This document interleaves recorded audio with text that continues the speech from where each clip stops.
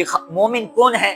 مومن وہ ہیں کہ جن کا دل اس وقت سکون پکڑتا ہے کہ جب اس کی زبان پر اللہ کا ذکر جاری ہوتا ہے، جب وہ اللہ کے گھروں میں چلا جاتا ہے۔ ابو ہریرہ رضی اللہ تعالیٰ عنہ سے یہ حدیث مروی ہے کہ جب کوئی بندہ مسجد کی طرف چلتا ہے، چاہے وہ صبح چلتا ہے یا شام کو چلتا ہے، جس وقت بھی اس کو توفیق ملتی ہے کہ وہ اللہ کے گھر کی طرف جانے کی کیا کرتا ہے؟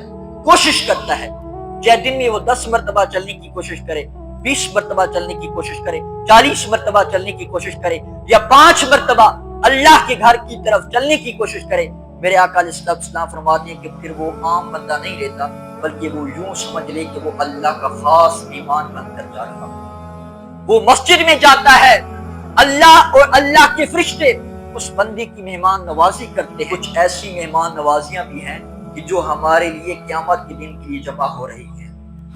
جب میدان حشر لگے گا نا، کچھ ایسی مہمان نوازیاں ہیں کہ جو اس دن کے لیے جمع ہو رہی ہیں کہ جس